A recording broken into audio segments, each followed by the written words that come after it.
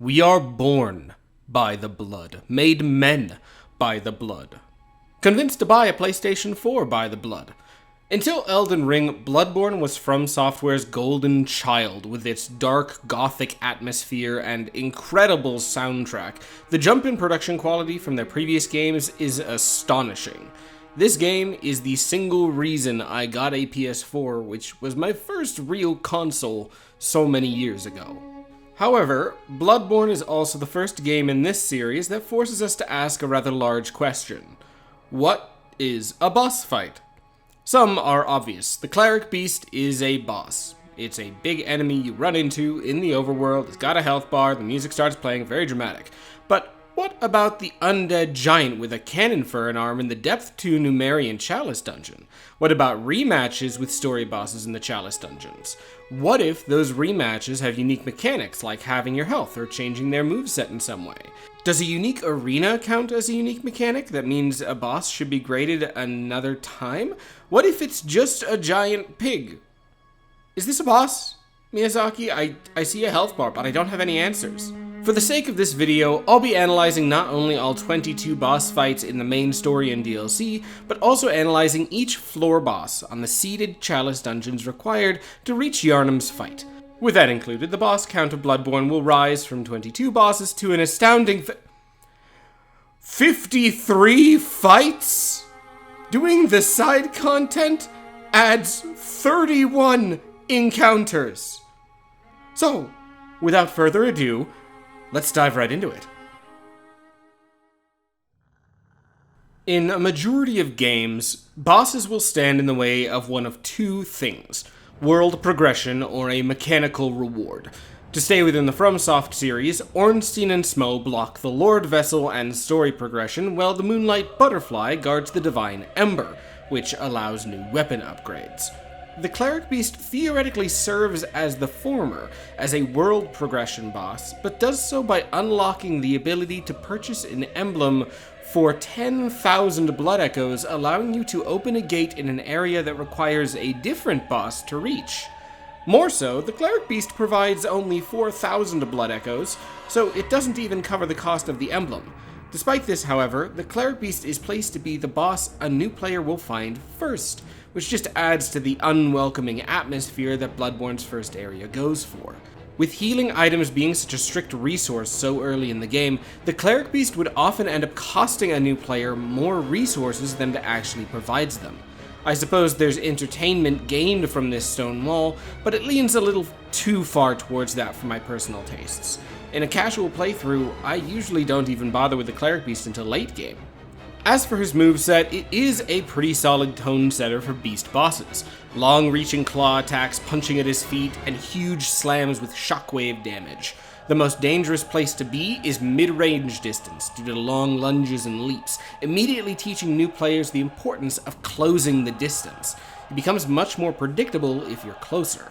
Bloodborne wants the player right up against its bosses, and the Cleric Beast does teach that pretty well. As an interesting animation choice, the Cleric Beast never runs. All of his significant movement options are attacks.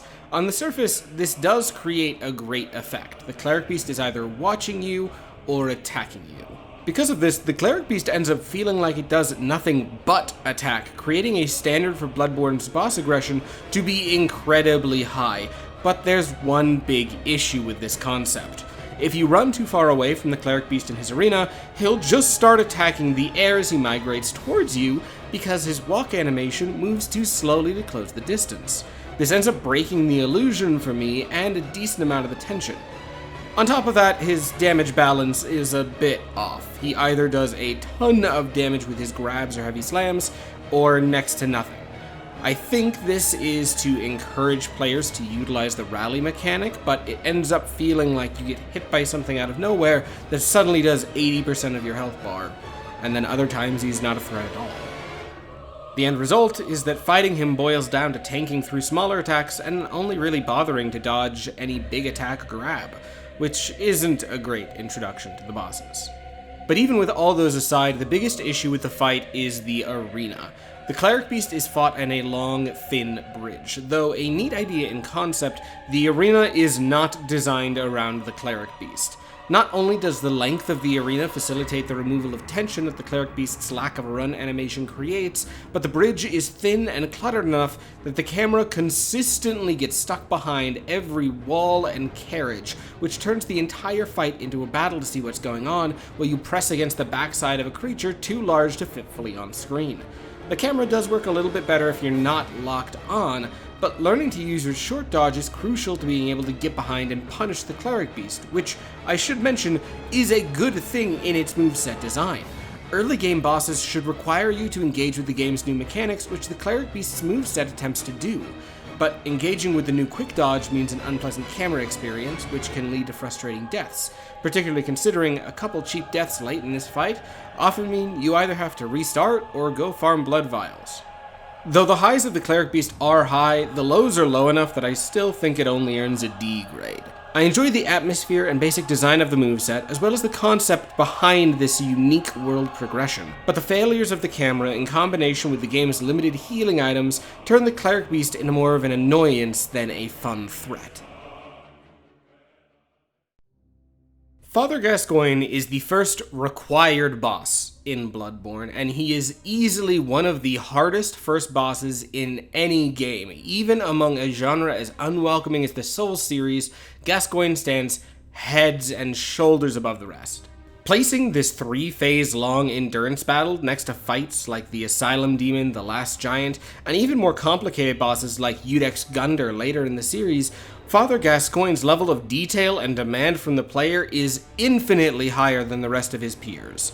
Wielding weapons already accessible to the player in the axe and shotgun, Gascoigne's moves are something the player has already had an opportunity to see, given polish and clearer tells to read with Gascoigne's larger model. The only exception is this move where Gascoigne drags his axe along the ground and swings up, but this is one of his easier moves to parry. Moves like this provide him a clear level of power above the player, while also creating an exploitable weakness. Humanoid bosses in Bloodborne are almost universally parryable, breaking away from the trend set by previous games, and Gascoigne wants to teach this lesson. Gascoigne's second phase boasts an underrated transition and escalation. He continues muttering madly to himself as he transforms his axe into its other form, but in doing so, it continues to exaggerate the axe's existing moveset to empower Gascoigne as a boss. His attacks will now break through some of his arena's set dressing, the axe's long wind-up spins feel much more intimidating when a hit doesn't break him out of it. There's something so distinctly casual about this second phase shift that simultaneously moves him further out of the realm of NPC and more firmly into boss territory. Super armor, more unique power, breaking the arena. This is a shift that many other bosses in the game don't necessarily succeed in making. Before I talk about his third phase, though, I have to mention some story details. Next to a major shortcut in central Yharnam is a girl who will tell you that her father went out hunting and her mother went after him but forgot the music box that she uses to calm him down from a hunt. She gives you this music box, asking you to find her mom and her red jeweled brooch to make sure her father gets the music box and doesn't go berserk. Well, turns out Gascoigne is that girl's dad and her mom's corpse is on a roof over here. Whenever you use the music box, Gascoigne becomes stunned, grabbing his head and screaming in pain. It gives a nice opportunity to get some free damage on, or even a backstab if you're ready for it. But if you use it too many times, then he skips to the third phase immediately, where any pretense of Gascoigne being designed as an NPC is abandoned as you are introduced firsthand to how the beasts in this world are created. Gascoigne's beast form is artfully delivered. Having this be a sudden transition rather than a cutscene was a perfect move on the designer's part, particularly when supported by the music. If there weren't for a couple other massive pieces of music that came later, I'd easily say The Hunter would be one of the best pieces of music in this game. Honestly, it's better individually than some entire video game soundtracks on its own. The song within the first two phases builds this feeling of intense menace, but as soon as the beast comes out, the song goes wild, the strings become frantic, and the vocals kick in full blast. Struggling with Gascoigne and unintentionally discovering this phase early via the music box is one of my favorite memories in a From Software title. And though the beast's moveset is nothing special compared to other beasts in the game, the fear Gascoigne puts in me is something few other bosses have ever managed. The inherent story baked into his design and the lore that he effortlessly dictates to new players is incredible. When people talk about From Software's X Factor, the thing that sets their games apart, this kind of design is what I think of. Father Gascoigne is incredible in every facet and an easy S-grade fight. And he's not even the best fight in the game, he just starts it. He sets a legendary precedent for Bloodborne and what this game and studio are capable of. To think that they went from Demon Souls to Father Gascoigne in 6 years is incredible to me. After beating Gascoigne, the player has the choice of killing the Cleric Beast to purchase the emblem, or kill the Blood-Starved Beast to open a doorway in the Cathedral Ward. This means this can be the second boss that the player fights, and how the hell is this potentially the second boss in any game? The first phase isn't too difficult. The claw strikes are punishable, and the smaller size of the Blood-Starved Beast means the lock-on works better here than it did against the Cleric Beast, allowing you to dodge behind and through attacks really smoothly. On top of that, he's one of the few beasts who can also be parried. Where the fight gets insane is when the second phase begins. The Blood-Starved Beast begins to run instead of walk towards the player, and combined with the music, this is one of the most terrifying bosses in the game. It closes the distance ridiculously fast, attacks will come out in an instant, and you'll be poisoned within 2 hits which often link into each other and can spell instant death. The lock-on also does a great job working alongside the Blood-Starved Beast's character design. It seems short, but as it stands up and you see the full length of its body, the camera scrolls backwards a little to make the beast seem more massive compared to the player. Yet, even this phase pales in comparison to the end of the fight. Phase 3 of the Blood-Starved Beast is one of the boss phases in the series that I am the least confident in being able to beat 100% of the time. The Blood-Starved Beast's damage scales up even further, being able to kill you off of 1 hit more often than not. His attacks come out even faster, and he gains a poison cloud that poisons you if you stand too close. And if you get poisoned, even a grazing claw hit will then fully inflict poison, and you'll end up usually dead. There are plenty of bosses in Bloodborne who can kill you in 1 hit from their big attacks, but once you're in Phase 3, almost every single hit has the potential to be a one-shot. Combined with the music and animation, you've created a boss that, again, does something incredible. Bloodborne as a genre is an action game with horror elements, but usually doesn't actively try to scare its player rather than just make them feel discomfort. This boss is an exception. I believe this boss is fucking terrifying. Whenever I manage to beat Blood-Starved, or even if I lose, I have to put my controller down and take some deep breaths because it is so anxiety-inducing. It's particularly impressive because the arena here is absolutely massive, and at the start of the fight it feels as such, but as the fight progresses and the beast becomes faster and faster and moves towards you with more and more aggression, you start to feel trapped in a smaller and smaller box without a single change to the arena. I don't know if it's the music, the sound design, the general moveset, what it is exactly that makes it stick so far above everything else in this game for me, but I love this fight. It fills me with dread like no other boss in this series done. If I'm playing the game casually and not doing an all bosses run, I'll always go for Blood-Starved Beast over the Cleric Beast, because why would I subject myself to this camera angle when I could get genuinely scared for my life? The Blood-Starved Beast is an A-grade fight, edging on S-grade, which is wild for a boss with absolutely no story, no coordination, no build-up. It's just a monster in a room. The atmosphere that sets Bloodborne apart is palpable here, and the escalation over the course of this fight creates a wild, memorable early game boss experience, and conquering it is one of the most wildly satisfying feelings going through this game has. Beating the Blood-Starved Beast not only provides a path into the Cathedral Ward and the continuation of the main story, but it also provides you with your first Chalice Dungeon, which means it is time to start with Pthumerian Chalice, Depth 1. And introducing us to bosses within this new environment is the first iteration of the Undead Giant. The Undead Giant is, to put it mildly, a glass cannon. Even though this giant doesn't have a cannon, he still hits like an absolute truck, easily landing one-shots on players who haven't been investing fully into vitality right after Blood-Starved Beast. On the other hand, he's covered with these large blood pus sac things. When these pop, he not only becomes significantly staggered, but he takes a massive chunk of damage. If you come into this dungeon with a good weapon, the Undead Giant is absolutely torn to pieces. frankly, it doesn't do a great job setting the tone for the Chalice Dungeons. A new player will get one shot and think they need to come back later, only to return once the rest of the dungeon provides no threat. And my evidence here is that that is what I did my first playthrough. I went to the Chalice for the first time, got one shot by the Undead Giant, came back in the mid to late game, and proceeded to absolutely blast through the first half of the Chalice Dungeons. In terms of moveset, the Undead Giant begins to embody an issue with many of the Chalice Dungeon bosses that we'll run into. The Undead Giant feels more like a powerful mob than a boss encounter. The music here feels generic, especially compared to the incredible pieces bosses have boasted thus far, and the slashes and jumps don't do anything unique. The blood pus sacks do add a little uniqueness, but in practice it just means you get to press R1 and attack for longer. I've rarely seen players need to specifically aim for the sacks to try to stagger, it just happens naturally. Overall, the Undead Giant earns a D grade. Though not broken, the only impression he could leave is the feeling of being underleveled or overleveled with no mechanical evolution that makes him feel like a significant encounter.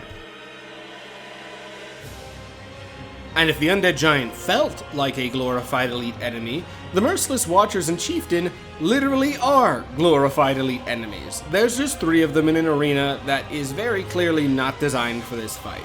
2 of them are melee, and the third uses a surprisingly long-ranged shotgun. The player is encouraged to run the big circle around the room, parrying attacks from melee enemies until they go down, then run up to the one with the shotgun and just stab him until he dies.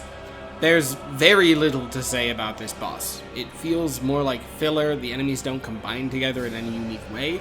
I think the fight just barely earns itself a D grade. There's enough space in the arena that the battle never becomes annoying, and their damage is low enough that it never becomes too frustrating. It's an unnecessary fight, but it functions enough to be saved from being a complete failure. At the end of the first Chalice, the player meets the first real boss fight within the dungeons, and it's not a great look. The Watchdog of the Old Lords boasts an incredible visual design, gorgeous animations, and fits the music and atmosphere pretty well. The issue is that he's not fun. At all. The Watchdog of the Old Lords is one of a couple of bosses who takes additional damage if you hit his head. Attacking his legs means he won't ever get staggered, and the moveset covers his legs really well. His bite allows him to spin his body incredibly fast, and lingering fire after effects means getting through his bite to punish his legs is an incredibly narrow timing. Because of this, the safest way to fight the Watchdog is to stand in front of his head, waiting for a small selection of attacks that give an opportunity to maybe hit his head a couple of times. The issue is that the fire after effect does a really good job making distance impossible to judge, and his basic bite attack can swing anywhere between 1 to 3 times, and if you wait to see, you'll often lose the opportunity to hit. His claw swipes really can't be punished, and the lingering fire hitbox makes it easy to get counter hit on a misjudged dodge. It's very hard, personally, to judge the Watchdog of the Old Lords in this depth in a vacuum, namely because he gets rematched later in the Chalice Dungeons, in a fight that I will most certainly get into more, but I still can't bring myself to give this first version an F grade. It, like the Merciless, Watchers, and Chieftain before it, just barely edges its way into D grade, with a couple more points going towards the Watchdog for style. I don't know how this concept could be fixed, but I really wished I liked this thing's moveset because its design at a base level is really cool. The Witches of Hemwick are easily the strangest fight in Bloodborne's roster, and I believe its biggest fault is that it doesn't get strange enough. When you enter the arena, these shades rise up, following the player around with very dangerous attacks. However, they also walk very, very, very slowly. Walking in a circle around the arena, not even sprinting, just walking casually, means that they can never hit you.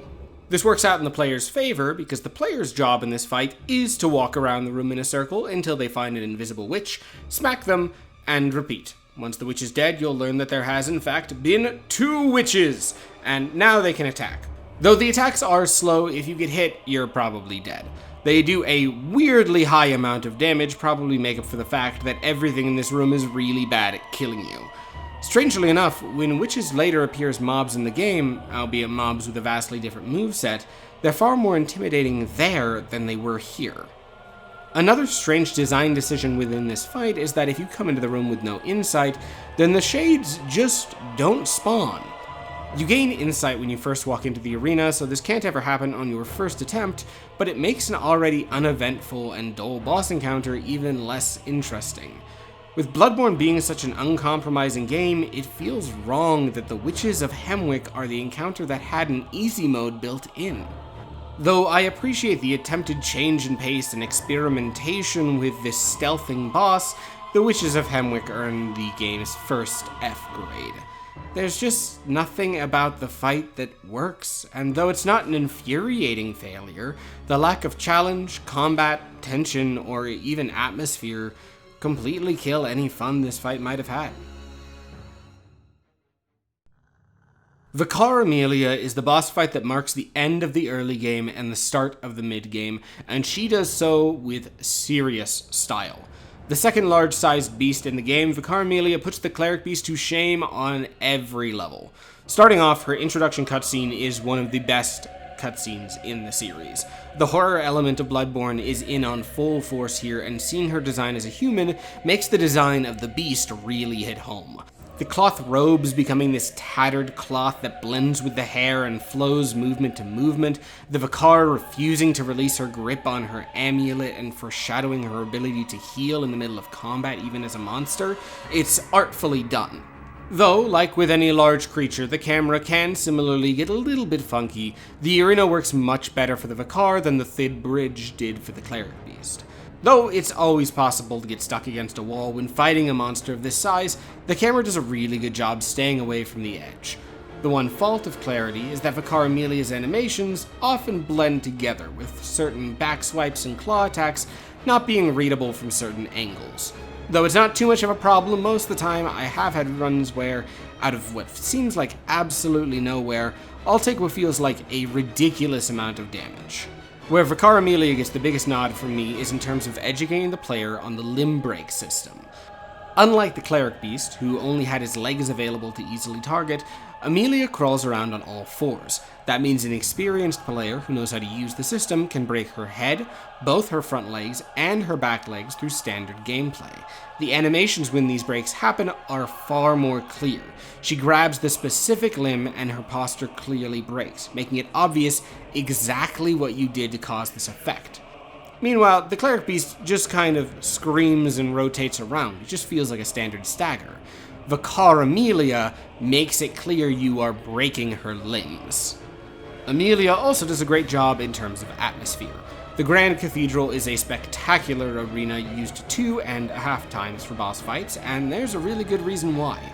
The scale of this building goes far above the arenas so far in the game. Her moveset is satisfying and rewards aggressive play while also being characterizing.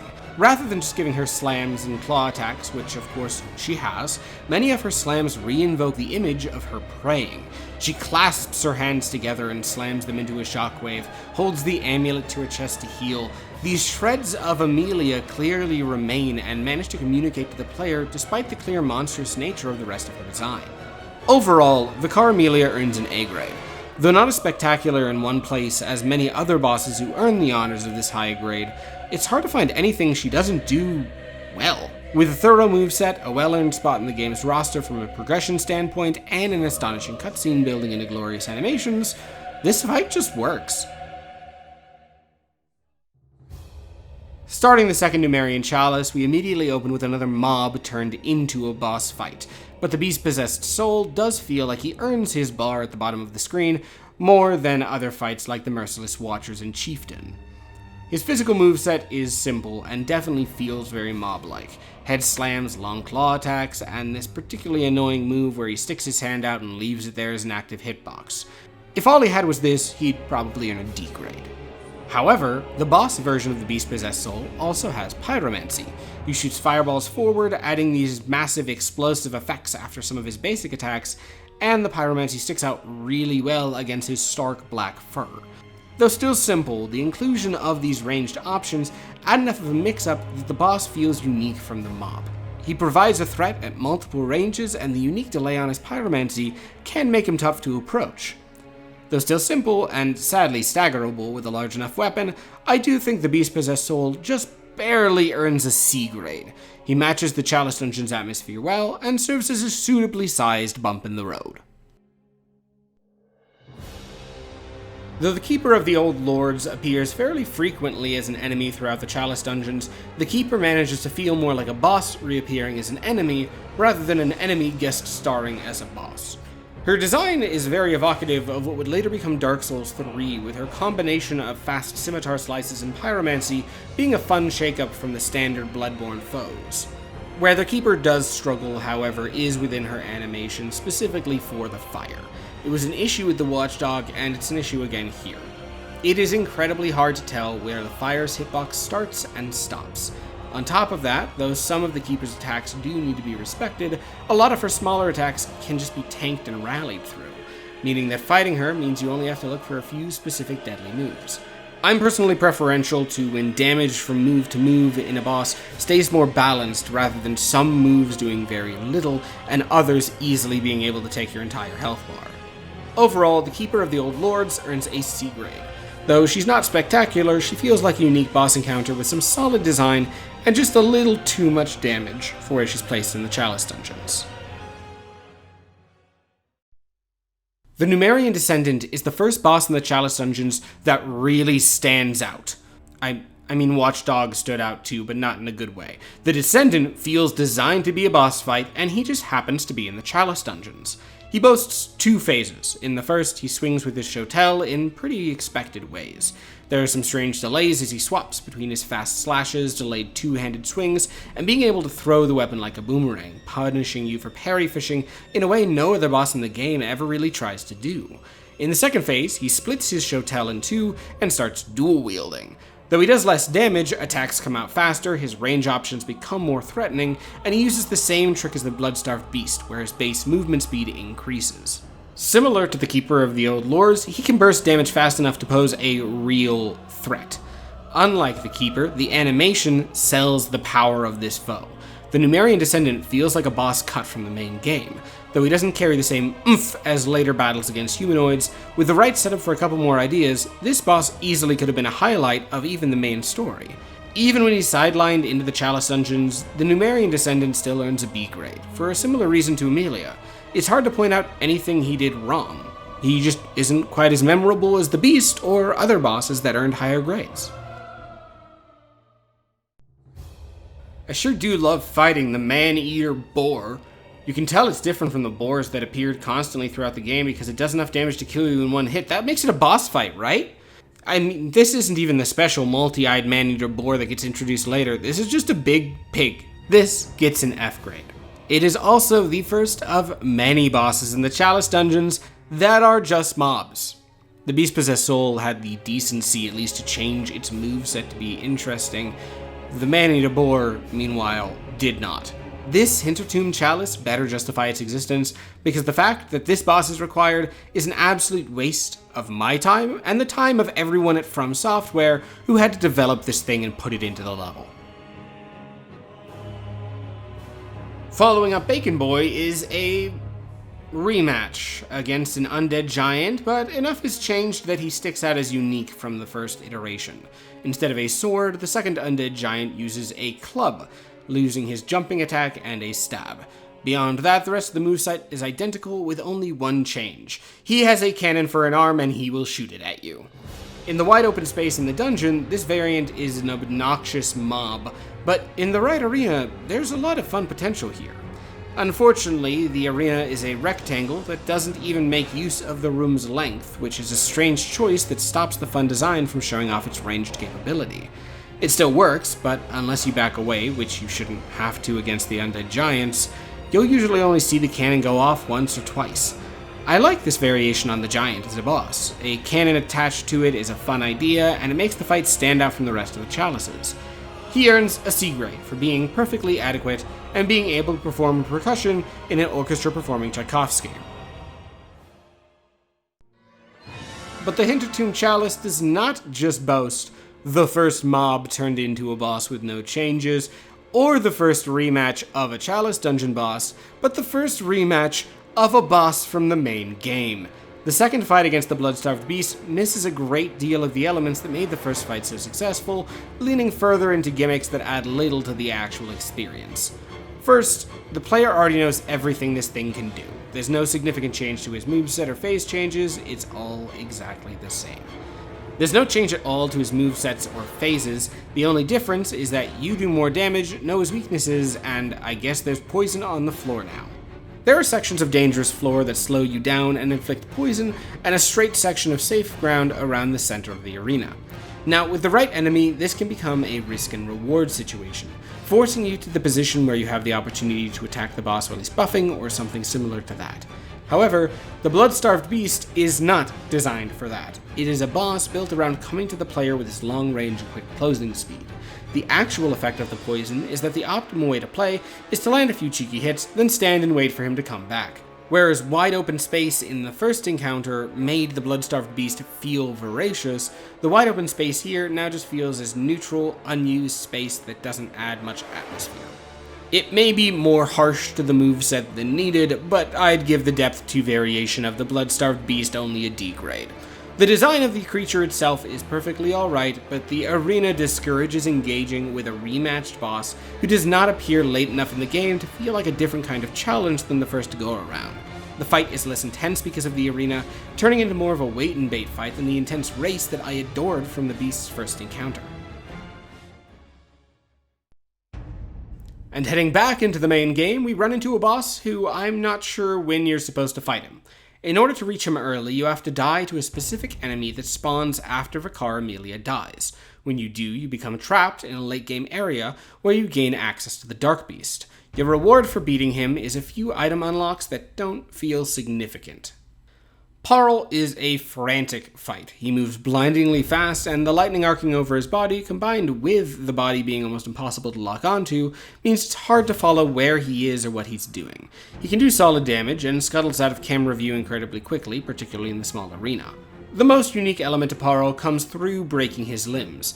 Not only does breaking any of Paarl's limbs grant the usual moment to attack as it does in the other beasts, but it fully deactivates the electricity on his body, meaning he then needs to run away and recharge. The entire pace of the fight is dictated by these limb breaks, which is a really fun idea in concept. The problem is that it means Paarl can be fought early enough to feel unbeatable, or late enough to feel like a complete joke. If you run into him early, he's hard to knock down and a nightmare of a fight. But if you fight him when you're doing the area proper later in the game, you'll tear through his health bar, rendering him useless as soon as he falls down once. I feel like Paarl was conceptualized as required to escape capture, but he was too hard to fight early on, especially since being captured cut you off from the hunter's dream in upgrading weapons. Because of this too frantic moveset and strange balance, I can't give him higher than a D grade. It's hard to rank optional bosses based on their difficulty, but there's no reason to fight Paarl early enough for him to ever be memorable. Okay, I'm not gonna do it. I'm not gonna do it. I'm not gonna play the song.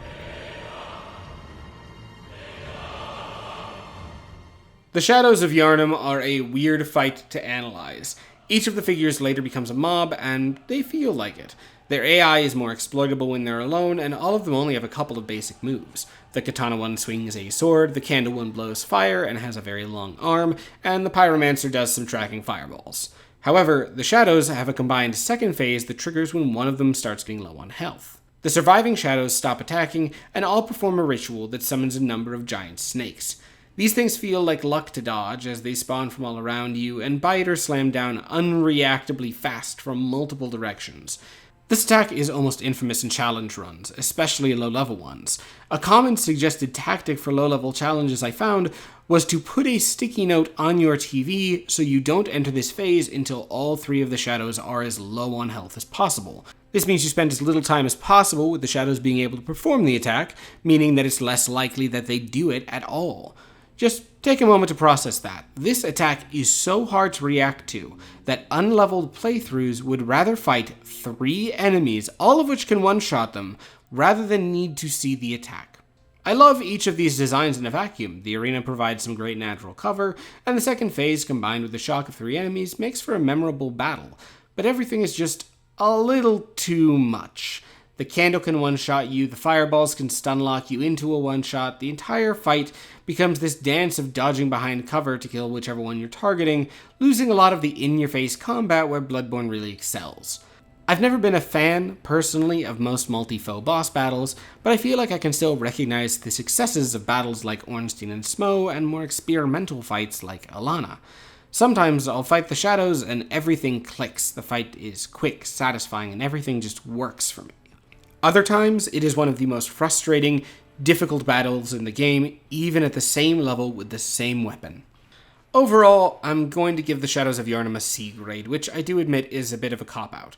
There's enough right in the fight that I don't want to give it a below average grade, but there's enough underwhelming or frustrating aspects to the fight that I can't give it above average, so C grade seems like the best place for them to live.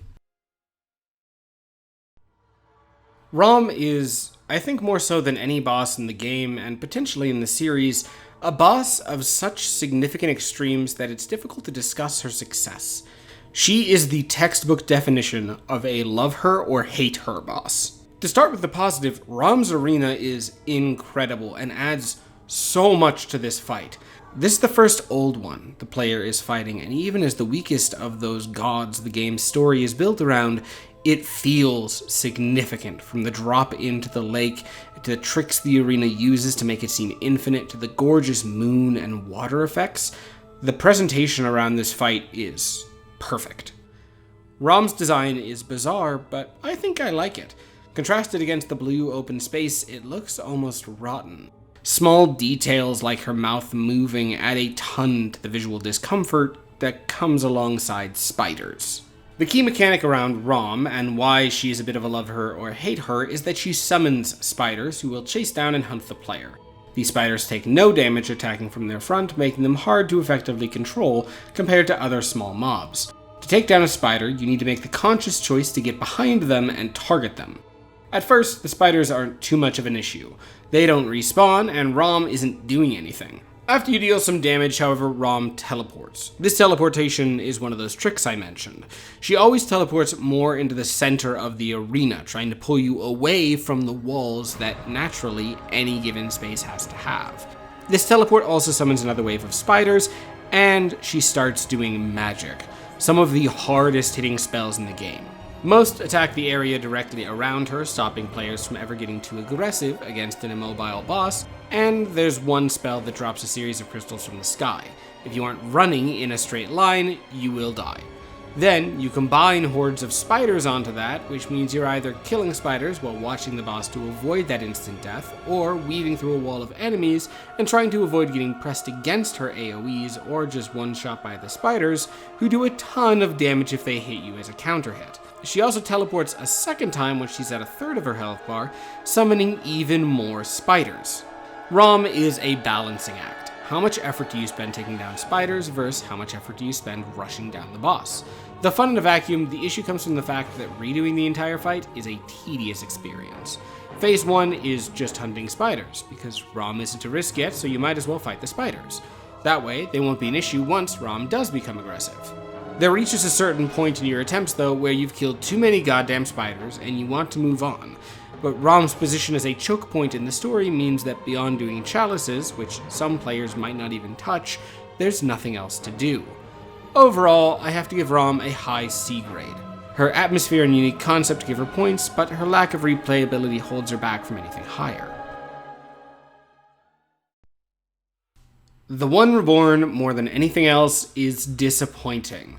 The introductory cutscene is gorgeously repulsive. The red moon becoming covered in flesh as this abomination drops into the arena is great design and sets the stakes really high. Unfortunately, The One Reborn is one of the most boring, infuriating experiences in Bloodborne. So much that, in my first playthrough, dying to The One Reborn 5 times almost made me drop the game entirely. Before we get too far into this amalgamation of misguided mistakes, we have to talk about the arena. 6 bell ringers stand around the top, reminiscent of the Tower Knight fight from Demon's Souls.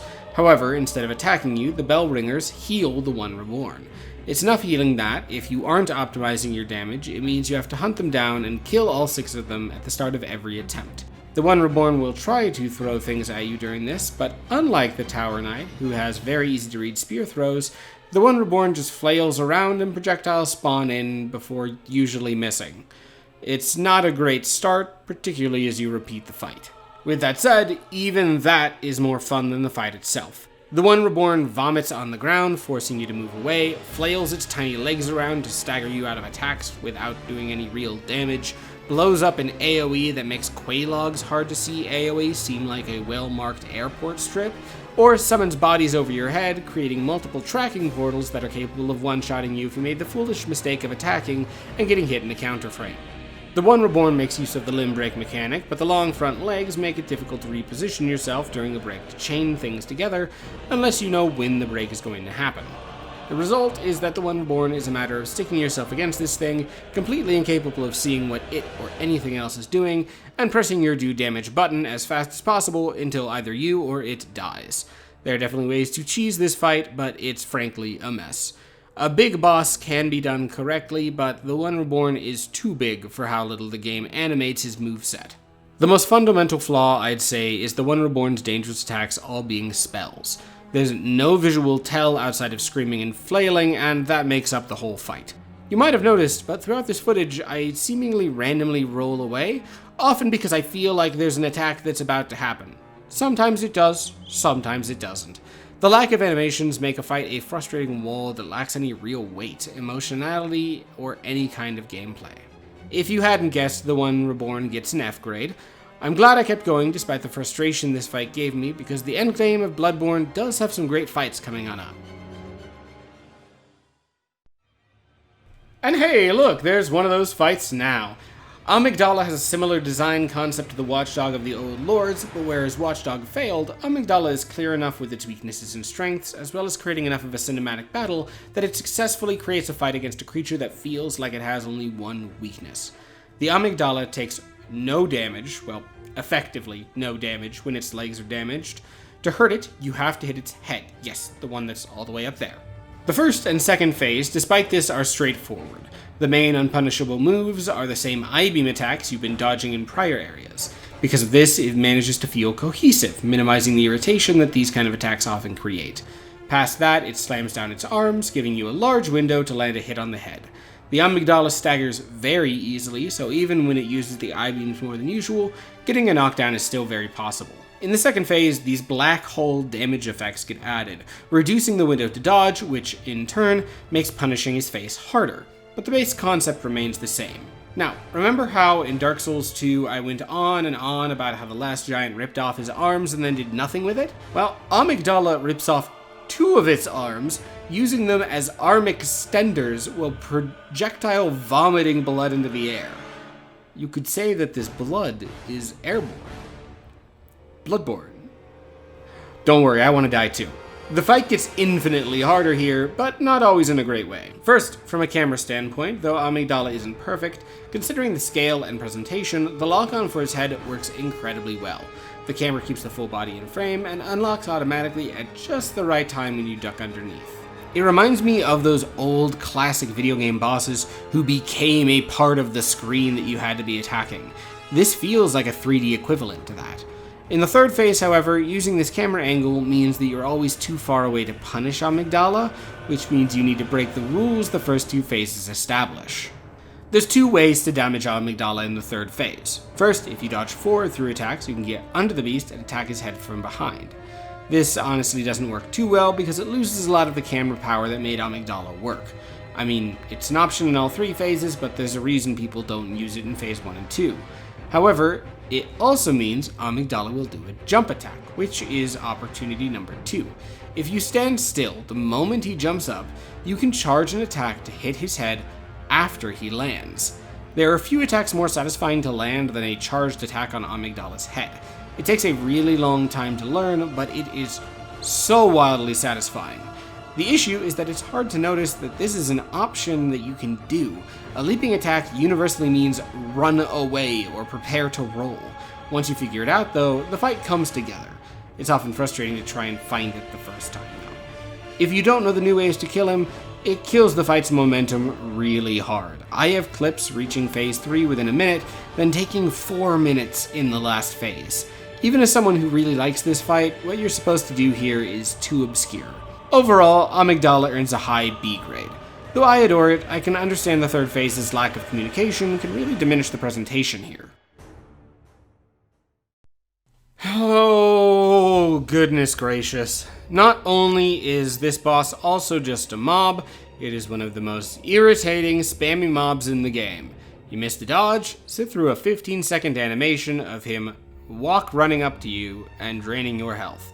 Now, as an enemy, the name of the game is hitting them hard and fast with burst damage before they have an opportunity to cast a single spell, forcing you to use the full extent of your weapon's moveset to land attacks to get backstabs to get real damage off.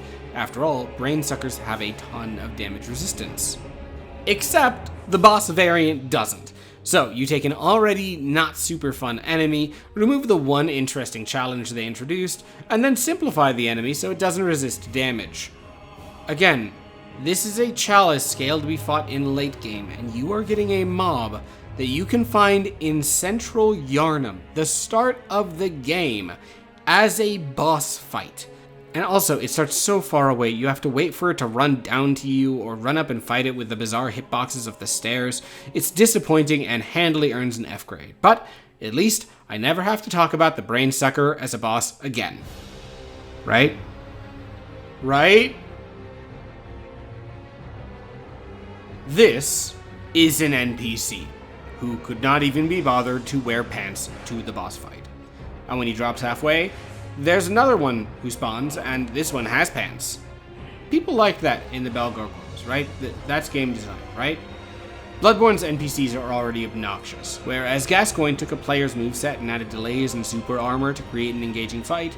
Just fighting an NPC is ridiculously irritating. They're all ridiculously dodgy, uncharacteristically tanky, and do a ridiculous amount of damage. I'm already bored of talking about the forgotten Madman and his lack of pants, so I'd like to mention that though he's not included in the ranking because he doesn't have a health bar at the bottom, the Bloody Crow of Cainhurst would be an F-grade boss if we were counting him as a boss. Speaking of F-grades, the Forgotten Madman is also an F-grade boss. They just didn't have to put this fight in. It's completely unnecessary, and the only entertaining element is how roastable the man is due to his lack of pants. Seriously, though, this was an active choice. Miyazaki wanted this man to live his life without pants, and no one knows why.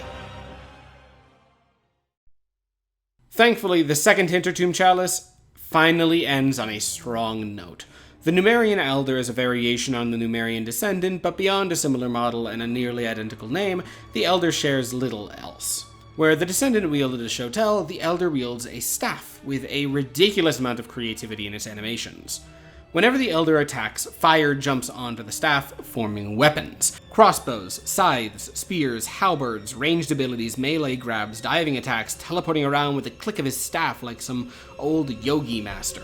Though the camera struggles to follow him, it creates this really unique effect where you're trying to find the usually slow mage as he hops around the arena 2 or 3 times. His moveset is satisfying to dodge through, and the design and animation go a long way towards making the boss feel special. The second phase loses a decent amount of momentum though, as the Elder starts to fly in the air and do these spinning landing strikes, and it doesn't look or feel good.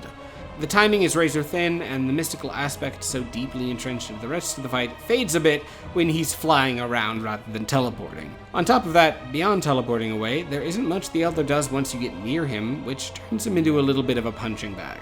The Elder, even with that though, still gets a B grade. With a more detailed melee moveset and a bit more work on his second phase, I feel the Elder, like the Descendant, could have been a highlight of the Chalice Dungeons. If you fought the Merciless Watchers and Chieftain back in Depth 1 and thought, wow, I really wish these were scaled to be able to kill you when you had endgame stats, why did you think that?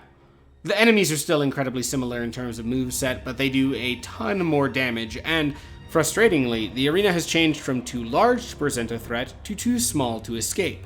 There is virtually no space in this arena, which works great for one-on-one bosses and humanoid bosses like Keeper of the Old Lords, but it doesn't work so well with 3 bosses, one of whom is standing on a goddamn pivot point in the center of the room with a shotgun. The only way to reliably fight them is to lure one of the two melee fighters behind a pillar and fight it there for a hit or two. If they overlap, you have to move to another pillar. If they start using longer ranged attacks and you miss a parry, you have to move to another pillar. This entire fight is just pinball from cover to cover to cover to cover, waiting for a boss to slowly waddle towards you, hoping and praying it's whichever one you were trying to target first. I gave the first Merciless, Watchers, and Chieftain a small break because, though they were a bad boss, they were enough of a minimal speed bump that they weren't annoying. This is the same boss scaled to constant irritation, and instead of having seen the enemies twice before, you will have fought dozens of these giants at this point, so they have completely lost all menace. The Depth 3 version of this fight earns an F grade, and it definitely won't be the last rematch to earn a worse grade than the initial version.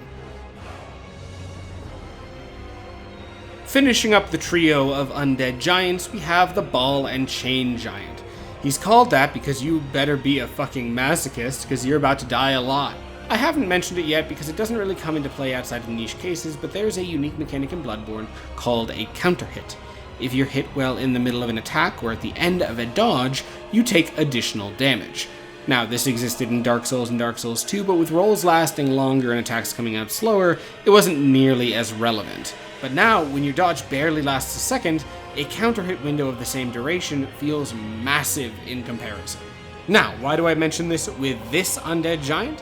Because each of his attacks are followed by a ball and chain immediately after. You can dodge attacks, but if you're placed wrong afterwards, you're dead. The range is longer than the attack, so if you dodge back out of an attack, you're dead. The precision with which you have to do everything in this battle is sky high, and knowing when you need to just stand there and face tank and attack to survive is an important skill to being able to advance. I died more to this single giant than to any other boss in this run, though a couple other notable contenders definitely came close. He has so much health, even for a late game boss, and does so much damage that facing him is always an uphill battle. He's faster than the other undead giants and only has one blood sac to pop before you're hitting him normally, so he's also far tankier and staggers far less. With that said, grading Undead Giant is difficult. Do I give him a good grade for a unique moveset that tries to focus on positioning, watching the follow through of a boss more than usual, or do I give him a poor grade for having such high damage that all that good design doesn't matter? Is it the fault of the undead giant that the counter hit damage in Bloodborne combines with the quick step in such a way to make one-shots infinitely more common than they should be? Or should the undead giant be penalized for not taking that change in counter hits into account? I think I'll give him a high D grade. Even with that, the detail that went into this moveset is astounding, and analyzing the moves in a vacuum, if they didn't do quite as much damage, he'd be an awesome fight. But in practice, the game's mechanics limit the neat idea the designers had for him. Though he gets a bad grade, my hat goes off to you, Undead Giant number 3 with a ball and chain on your back. A number of main story bosses are featured as rematches throughout the Chalice Dungeons. We've already seen the Blood-Starved Beast reappear once. The worst iteration of this is, without a doubt, the Depth 3 battle with Rom the Vacuous Spider, for 3 main reasons. Reason number 1 is uniqueness. The Blood-Starved Beast was just a beast. When you fight it again, though it takes away from the overall power of the encounter, it is just a beast. There can be more than one beast. Rom, meanwhile, is an old one, a literal, specific god that people in the game pray to, a god that you killed, and now she's just back. I mean, hell, you can technically reach Rom here before you reach Rom in the main story, and imagine how much worse the cinematic aspect of that encounter, which was one of the strongest aspects of it, would become. Bosses being unique and cinematic are a huge part of this game's successes in boss rooms. Every time you know everything that a boss can do when you walk into the room, the horror aspect of Bloodborne dies. Reason number 2 is atmosphere. The first time you fought Rom, you leapt into a lake to end up in a white void juxtaposed against black spiders and a red moon. It's uncanny and pushes the game further into its eldritch themes in such a gorgeous way as a thematic midpoint for the story. This Rom is in a black, dull room where everything blends in with itself. The blue spells, instead of amplifying the arena, start looking out of place as the spiders all blend in with the ground. And finally, the gameplay of this fight is worse because this arena is too small. Rom is a boss that instinctively requires a lot of space. 3 waves of over spiders became overwhelming in what felt like a limitless void, and as soon as you put them in a small room, it becomes infuriating. Rom presses herself against walls, pins you against pillars, and run in a straight line is infinitely harder when there's pillars in your way constantly. Even players who didn't find Rom's antics frustrating will end up irritated at the changes in this battle. And, most bafflingly, Rom is the 3rd of 4 bosses in this chalice. Out of 10 non-random chalice dungeons, this is the only chalice with 4 bosses. If they cut out this rematch, this chalice would still have exactly as many bosses as every other one. When you argue about cutting out the chalice bosses, you can argue they wanted to keep 3 bosses in each to keep a certain rhythm to the chalice dungeons. But that defense does not exist here. There is absolutely no reason for Rom to be a part of this chalice. Though I enjoyed the initial Rom, the rematch easily earns an F grade. It removes all the weight, all the magic, and all the fun from the original battle in a completely unnecessary padding rematch that serves no purpose beyond padding those chalice dungeons out. With all that being said, when the Chalice Dungeon isn't reusing bosses from the main game, it doesn't exactly do better. The Bloodletting Beast falls into the same trap that so many Chalice unique bosses do.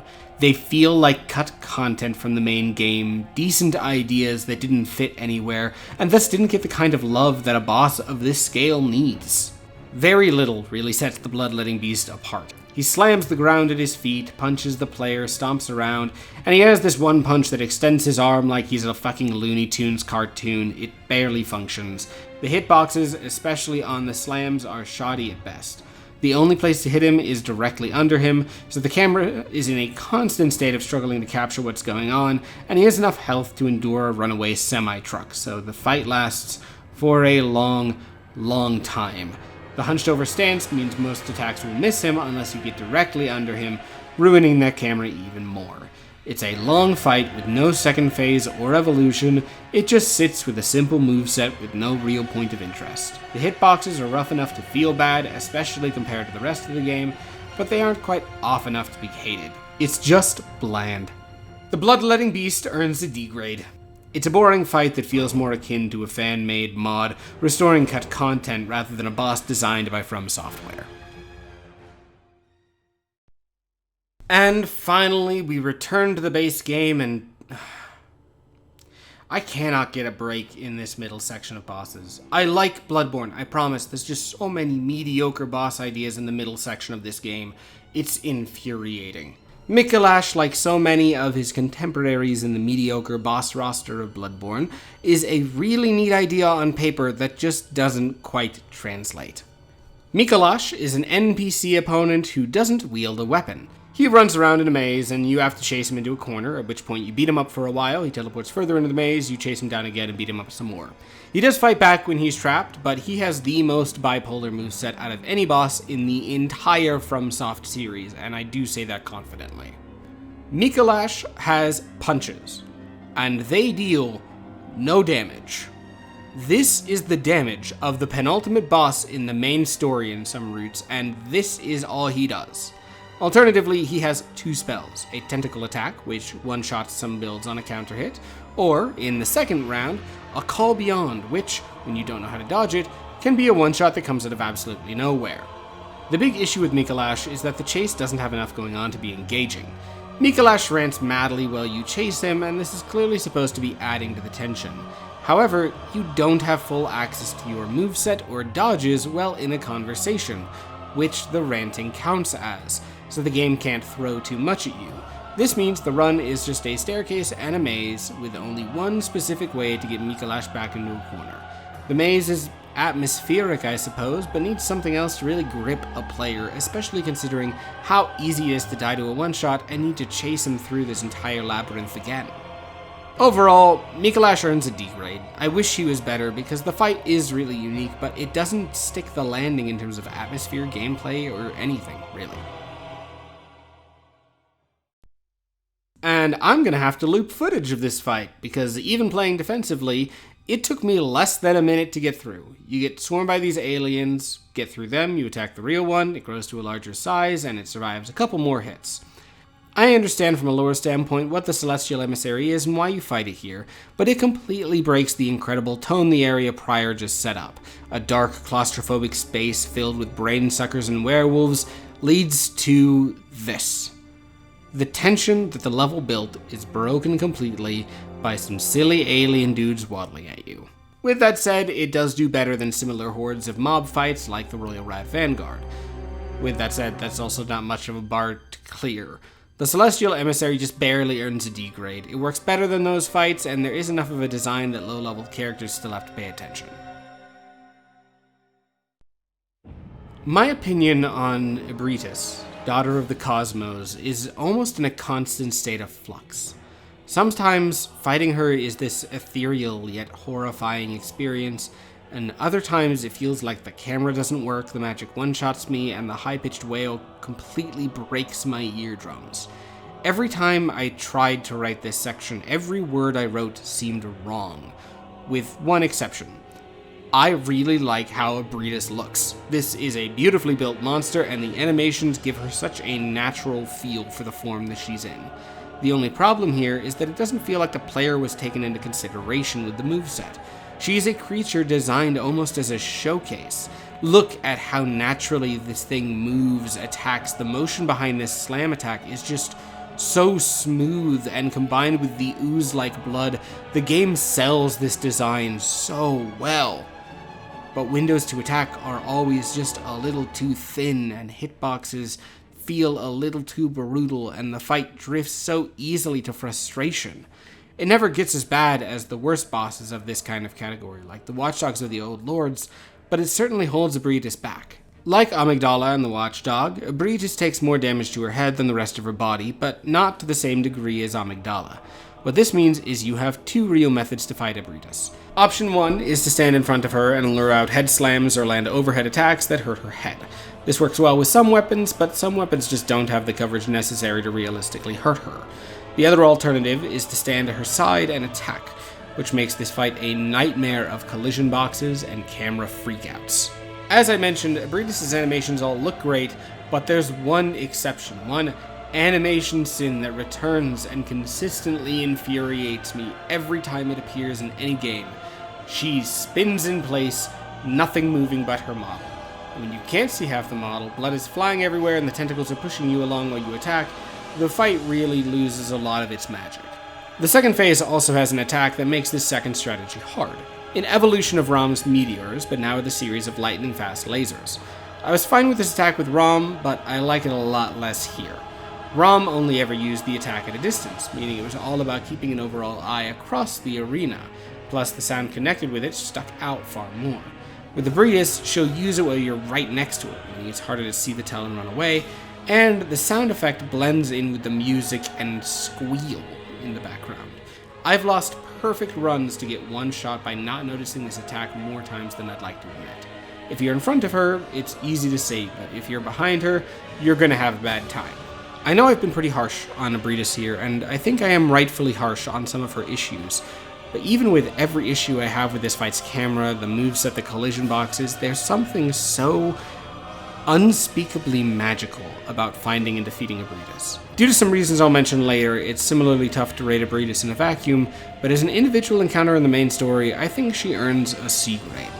Maybe I know overcompensating and she just deserves a D grade, but I've been mean a lot to Bloodborne in these last couple bosses, and I need to make sure to remind myself how much I love the design and musics. Okay, now we're getting somewhere, Bloodborne. Before I even start to talk about Martyr Logarius, I just want to take a moment to appreciate the sound design in this cutscene. Watch this.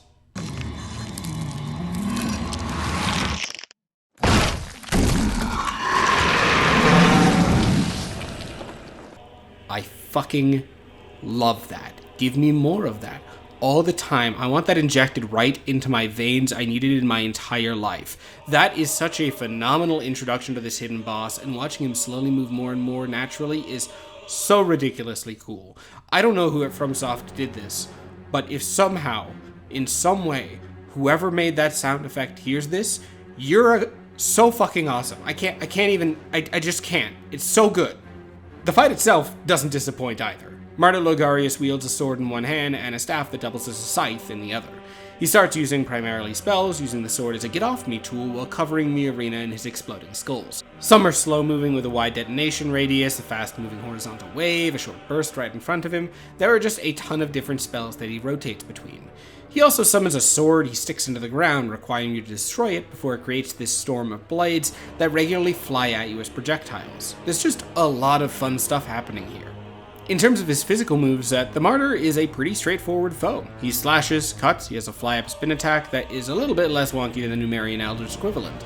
As the fight goes on, he uses his magic less and less, beginning to rely on his heavy scythe swings, which are far more lethal just from the speed at which they come out. I love the twist this puts on standard two-phase design. Rather than gaining new moves or having some major upgrade, Logarius remains the same person while losing some of his moves. A lot of times, bosses only lose moves after they change something about themselves, like how Gascoigne lost his weapon when he turned into a beast.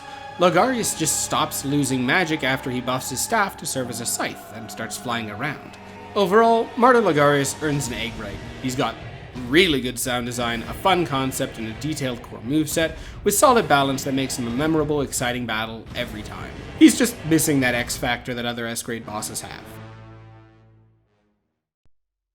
There are plenty of rematches in the Chalice Dungeon, and I enjoyed the first Beast-Possessed Soul well enough, but the design doesn't have enough staying power to carry 2 boss fights. There were enough unique traits that the simple but creative design carried it, but it just doesn't have the complexity to stand up alongside other late-game bosses. By the time you've reached the depth 4 chalices, this boss feels eons behind the rest of the boss designs.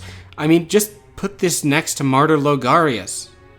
It feels lesser. There's not much else to say that I haven't already said. The arena has cover in the form of pillars this time, which honestly makes the boss feel even simpler, which doesn't help. That there's no other changes to the boss. It's a repeat that doesn't age or evolve. I'd give the Depth 4 variant a D grade. There's still enough fundamentals here that it lands high up, but it's not nearly as entertaining as the first go-around. And look who's back for round 3. It's the Blood-Starved Beast, and now he's scaled for endgame. And I should mention, when I say he is scaled for endgame, I mean he is scaled for endgame. He is going to obliterate you now. Whereas the first Chalice battle of the Blood-Starved Beast didn't scale him enough and used an arena that didn't provide anything additional, this is a much better executed rematch. Obviously, there's a part of me that's still a little upset that we have to rematch a boss who was already impeccably designed, but if we're going to do a rematch, this is how you do it. The scale damage means you get a similar experience in terms of numbers, but the big success here is the arena. Which is weird to say because it's just a tiny circle, but that's it. It is such an incredibly small space. The Blood-Starved Beast can catch you almost instantly in a large open space, meaning it's hard to hide anywhere. This ended up working against it in the first Chalice rematch, but this arena amplifies that. One move, even moves that aren't a dash attack, will always reach the player. It does have the slightly comedic result of Blood-Starved Beast frequently dashing and running into walls, and I have seen this cause some glitching before, but the fear of the Blood-Starved Beast feels like it's been captured again in this particular rematch. Though it doesn't reach the high of the original battle for me, I think the Depth 4 variant of the Blood-Starved Beast earns a B grade. The arena feels uniquely chosen, and the significant scaling that needed to happen to make this fight work means you'll have different tools than you did the first go-around, which means it's not just a random repeat. The first time that I played Bloodborne in the Chalice Dungeons, I didn't actually realize that the Abhorrent Beast appeared in the base game at all. I thought it was just another lackluster boss that survived the cutting room floor through the Chalice Dungeons. Usually, even among bosses I think feel bland, they at least have some fun design aspect, but I find the Abhorrent Beast so aggressively bland it is shocking. Pun intended. The Abhorrent Beast does a push forward, a couple claw swipes, or this running swipe you have to dodge through to punish him. And that's it. There's no evolution of the fight, no gimmick, no twist, you just get behind him and smack him till he dies. His health bar feels too high for how simple the fight is, and the damage is irritatingly threatening.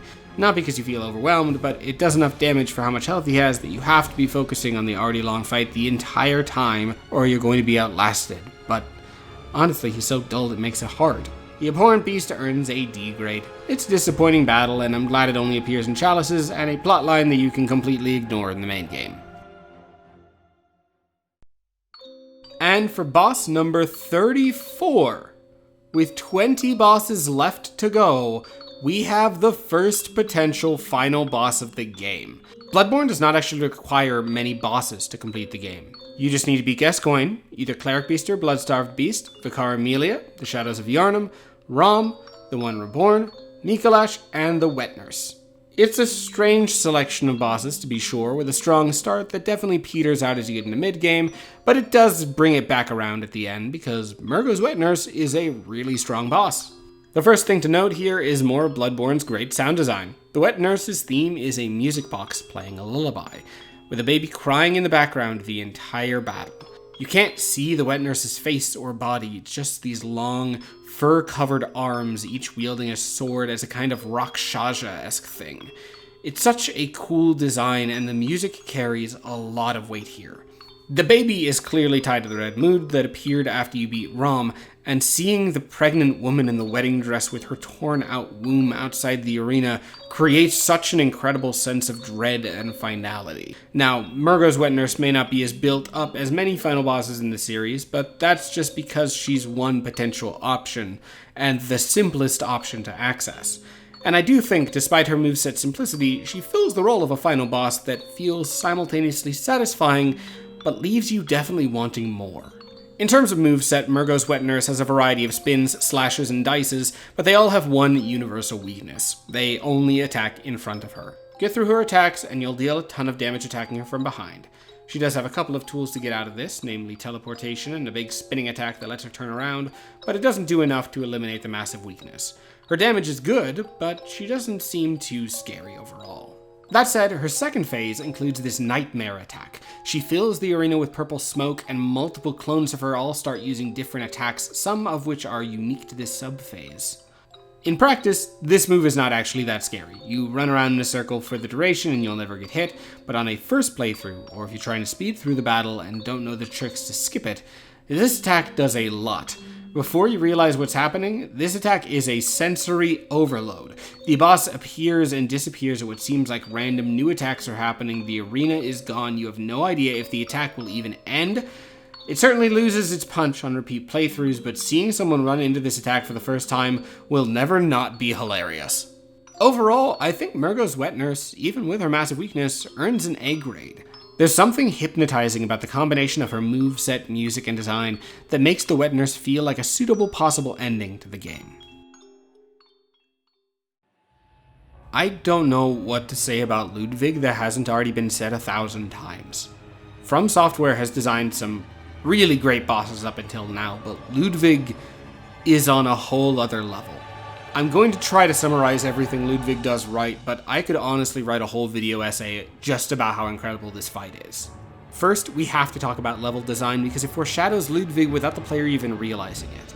Within the Hunter's Nightmare, you fight constantly against hunters trapped in a cycle of endlessly hunting beasts. The entire level is built encounter after encounter after encounter on this concept. Hunters fighting beasts, over and over and over and over. Then you reach Ludwig, and he is a beast with a distinctly human face. The intro cutscene even draws focus to a sword on his back, one that he doesn't use in his bestial form. In terms of combat, Ludwig is a standard beast, but with the unique base of a horse. On top of claw swipes and jumps, he bucks behind him, leaps in place, and does this shimmy that moves him to a better place. I like this move better because he doesn't move far enough away to completely reset the fight, just far enough away that you have to press back in again. On top of that, Ludwig has multiple leaping attacks, each of which require different timings to avoid. All the moves come together in a great way to make Ludwig a solid beast boss, who works better than many bosses built entirely around the concept. The camera works astonishingly well here, and the music combines with his wild screams beautifully well. On top of that, the entire floor is covered in blood, and the game takes major advantage of this. Whenever Ludwig hits the ground, whether he's landing after a jump or just landing a claw swipe, blood splatters up constantly. It's such a cool effect. This brings us, though, to the second phase, which turns what would be an A-grade beast fight into not only my favorite fight in the game, but a heavy contender for the best boss in a From Software title. Ludwig collapses onto the ground, and the sword introduced in the first cutscene falls with him. He looks up, sees the sword, and stands with it. Without even changing his base design, this has changed from a fight with a 20-foot long horse monster to a fight against a 25-foot tall hunter with a greatsword, and I have no idea how they did this so well. The camera works flawlessly here. The green of the series' iconic Moonlight Greatsword stands out beautifully against the reds and browns of the arena. Every attack, every slam, every slash all read beautifully and clearly, providing a unique challenge no other boss in this series provides. The dodging of a sword fight merged with the positioning of a beast fight, and somehow, avoiding camera issues in all of it. The blood that once splashed now flies into the air with every single hit he executes. Each hit is accentuated by what has evolved from screams to heavy grunts of effort each time the blade moves. Combining with the blood and colors, it gives such an insane sense of weight to every attack that lands. This gameplay is Bloodborne at its absolute best. But I would be remiss talking about Ludwig, however, without talking about his music. The shift into the second phase's soundtrack, which is a frankly astounding composition, works no matter how it times out in the cutscene. My personal favorite timing is when the chorus comes in right as the sword appears, but whenever the music decides to transition, it always fits. I don't know how, but it does. It's incredible, and I don't know how they did it. And if that's not enough, after the fight ends, if you're wearing the church outfit, you can speak to Ludwig's severed head. Having become more and more human as the fight went along, he has regained his sanity, and he asks you one time if his church hunters are honorable, good people. Tell him yes, and he dies peacefully, human. Tell him no, and he screams in pain and agony, going fully bestial again as he dies. And holy shit, it's cool. With an incredible, easy to understand and access story, incredible cutscenes, incredible music, art direction, gameplay, placement within the level, and the DLC as a whole, Ludwig is the easiest S grade I have given in the videos thus far. This fight does everything correctly and is easily the best fight in Bloodborne, and in hard contention for the best fight From Software has ever designed. The Living Failures, on the other hand, are not the best boss that From Software has ever designed. They have a phenomenal soundtrack and a gorgeous arena, but they don't stand out in any major way past that. Even with that being said, I think the Living Failures are often unfairly looked down upon, namely due to the bosses they find themselves sandwiched between. The failures start as a failure. It doesn't have many moves, it has some slams, spins around, and has a projectile. As time passes, failures continue to spawn to a maximum of 4 at a time, all sharing a health bar. The player ends up killing their way through these waves of failures, kind of like an easier 4 kings. There's one evolution where about halfway through the fight, the failures will now summon a meteor swarm that is a visually impressive desperation move, but can be easily avoided by standing behind the tree and waiting. Though things like Mergo's Wet Nurse smoke attack were easy to avoid once you knew what to do, there was at least still some action being taken. Avoiding the attack this way means you aren't even really getting the cool visual the attack has, and the only interaction with the fight is if a failure, by random happenstance, happens to be standing in the safe area. With that said, the fight isn't bad. In fact, I enjoy it more than I think most players seem to. The failures stagger enough and are passive enough that you never feel overwhelmed, but are durable enough that they don't collapse in the same way that a Celestial Emissary did.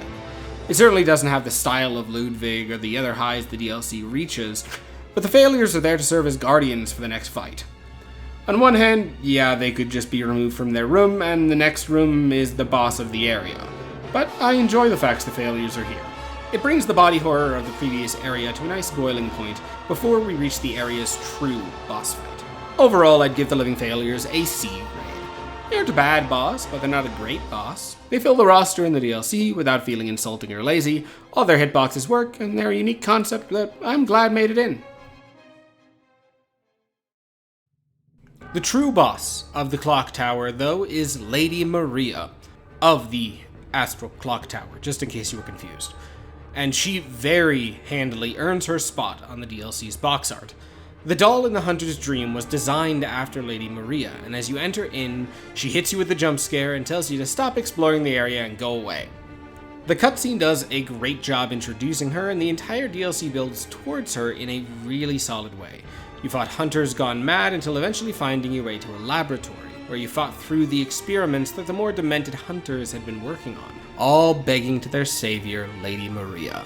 Upon reaching her, she is so staunch on stopping you that her fight has a different tone than the rest of the Bloodborne roster. She isn't killing you for her own madness or hunger. She believes you are wrong for being here and must be stopped. You must be liberated from your wild curiosity. Which, goddamn, I love that line. You can even see this unique story setup for the fight reflect through both the mechanics and the music. In terms of music, it's loud, choral, and strangely sad. It's a constantly growing dance between strings and a chorus, and it's just a really solid piece of music. It makes it feel like this is the deciding moment of the DLC, and in some ways it is. It's the moment in the story where you decide to either learn the truth of the nightmare, and if you want to do so, Maria must die. In terms of mechanics, she starts as a classic hunter, following in Gascoigne's design footsteps. She has a trick weapon and swaps between her forms fluidly rather than using them for a phase change, however. Though the phase change swap worked well for the heavy axe Gascoigne used, the more combo-focused Rakuyo that Maria uses definitely feels more natural swapping between the two constantly. She also doesn't have an increased size like Gascoigne did. She's the same size as the player, and her damage similarly doesn't feel boss-like. That is, until you've brought her health down. She plunges her swords into her chest, activating a buff that players can activate on certain weapons. Vile blood weapons. Except, unlike the player, Maria's blood enhancement is permanent and extends her reach massively. Her attacks now reach across the arena, alter effects on her basic swings that increase her range and damage. It makes it easier for her flurry of attacks to trap and combo you. The damage still isn't ridiculous here, but it feels like an empowered player character in this phase. Almost like a boss character in a fighting game. Then, phase 3 arrives, and she takes the gloves off. She explodes with flame, and now all of her blood is on fire. In this phase, she easily kills you off of one mistake. Parries stop working as well, as the fire can now stagger you even on a successful parry, and her moveset starts to add in massive leaps and explosions as she fully comes into her own as a boss, with, at this point, a thankfully small health pool. The evolution this fight creates from a standard NPC to one of the more dramatic bosses in the game is artfully done, and combines with the story to give a sense of weight to what she's trying to hide from you, which adds to the power of stepping through the clock tower and into the fishing hamlet. It's a beautiful fight, and easily earns an S grade. Lady Maria was actually the boss that made me give up on the DLC my first playthrough when I was trying to use the cane for some reason, and just finish the game instead.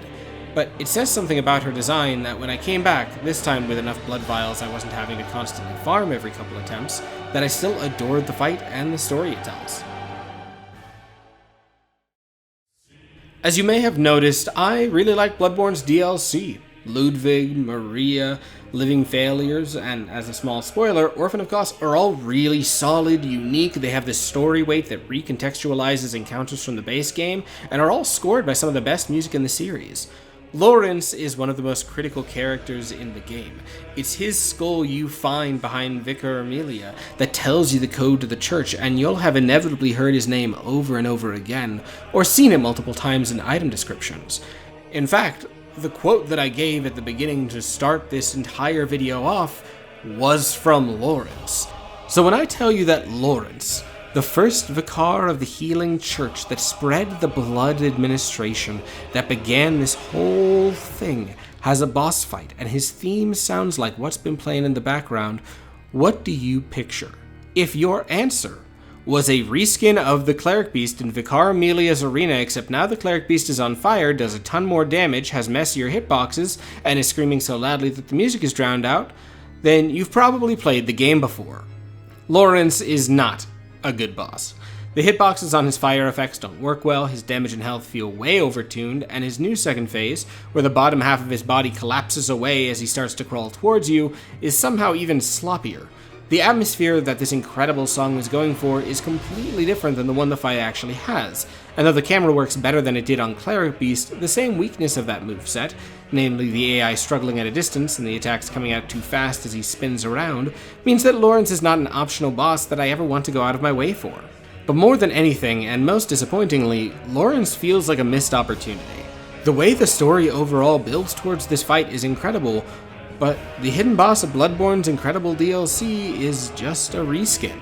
If I was grading this fight purely on gameplay, it would be a low D grade, but this fight is just one of the most disappointing in the series for me, and it doesn't feel right giving it anything other than an F grade. Perhaps it's because there are so many reskins and rematches in the rest of the game that it's more offensive when it provides a reskin than tries to pretend it's an important fight. This used to be my least favorite non-Chalice boss, but the One Reborn has since retaken that title. So congratulations on the number 2 spot, Lawrence. But as I referenced, within the DLC, Lawrence is alone in his disappointing design, because the DLC finishes with another legendary fight. I don't think the Orphan makes as much of an impact as Ludwig or Maria, but Ludwig, Maria, and Orphan create an incredible trifecta that made this my favorite DLC in any video game for a long time. To begin, the cutscene opening this fight is one of the most uncomfortable yet expertly made boss introductions I've ever seen. Kos, or some say Cosm, as Micolash once ranted, is dead on the beach. And then, from within her womb, the Orphan crawls out, holding its placenta, crying.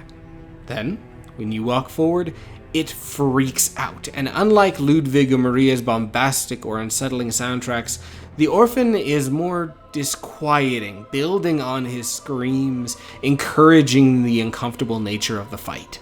His moveset is incredibly detailed and one of the hardest to predict in the game. The Orphan uses his placenta as a club, which is a sentence that no one on this planet ever said prior to this game's release. The Orphan swings the placenta around in a circle, leaps in the air and smashes around him, swings wildly, grabs a chunk out and throws it. He does huge slams. Every single one of the Orphan's attacks feel massive and deliberate. There's no quick cheeky hit that you can rally back health from. Unless you only got grazed, you feel every hit he lands on you. Even though he's parryable, he is still considered one of the hardest, if not the hardest, bosses in the game. Part of that, though, goes towards his second phase, where he smashes his second arm into the placenta and grows whatever that's supposed to be.